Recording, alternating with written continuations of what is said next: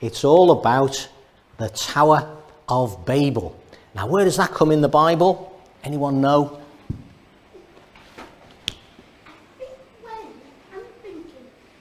I'm thinking when they gave them bread, that person gave them bread, and they had... Well, it's not quite that one. I don't think it's that one, Caden. It's in the book of Genesis, because we've been going through the Genesis story from when God made the world, and then it went astray. Man and woman took the fruit they shouldn't have done. And then a bit later on, about 1,600 years later on, there was the massive flood which destroyed the world. But Noah and his family were saved, and that's what we had last week. I'll just see if we can bring that on. Can you advance them for me, Alec? Doesn't seem to be quite working there. Thank you. And after the flood, Noah and his family, that's his 3 sons and their wives, they came out of the ark. God sent a wonderful rainbow, the first one that there'd ever been, because previous to that, the earth was watered by a different way. But God, everything changed at the flood, even the atmosphere, and they came out and saw this wonderful rainbow, and God said, I'm never going to send a flood like that again. Been lots of floods since then, but nothing like that year-long, catastrophic, mountain-covering flood that put all the fossils down that we see.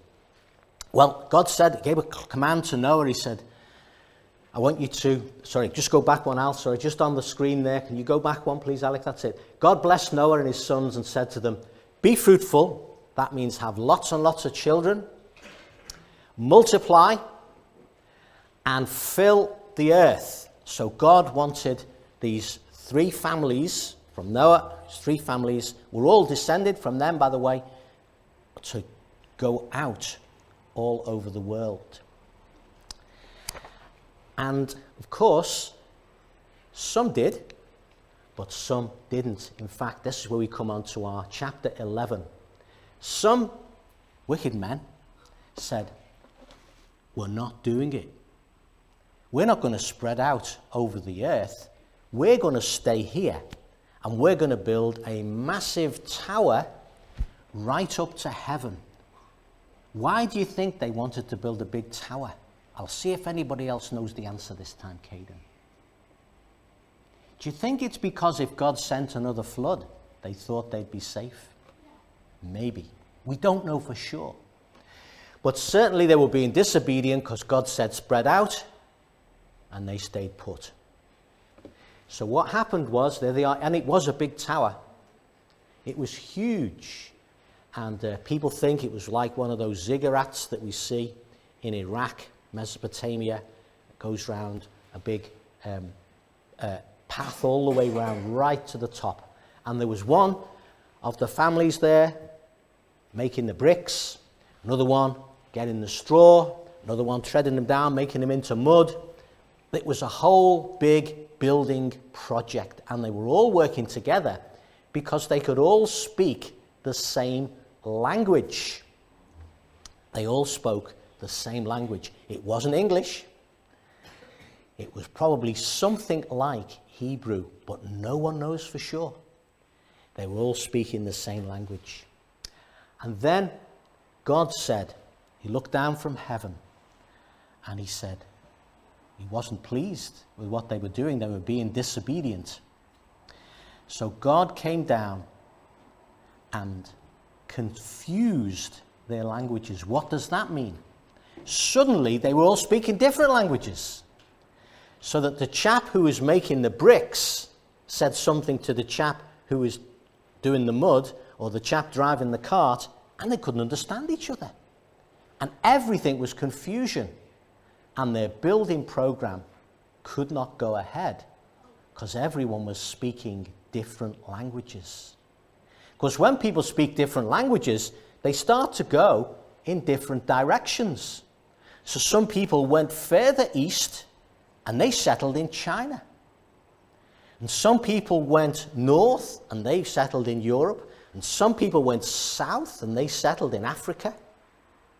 And so all the different people groups all came from the same family, all came from the same man and woman. They just went to different places. And that's why we have different languages today. That's why our skin shade is a bit different depending on where we're from. That's why we have different characteristics depending on where we're from. It all goes back to the Tower of Babel. There they are. He said, we can't understand them anymore. We're off. And they're going somewhere else to live. The Tower of Babel then tells us about our origins. And what does it teach us about God? It teaches us that God is a God who sees what we do, and he sees what we're like, and he knows when we do wrong. It teaches us that God is a God who does punish sin, because they weren't being obedient, but it teaches us that he is one who does always act for our good. That was done so that eventually they would spread out and all the nations would develop. And God's put us in nations. And then, of course, as we read in our first psalm, the gospel is for all the nations. God wants all peoples, wherever they're from, whatever they're like, to come and worship him. And it's great today, boys and girls, ladies and gentlemen, to be in a church where there's people from lots of different nations praising our God together.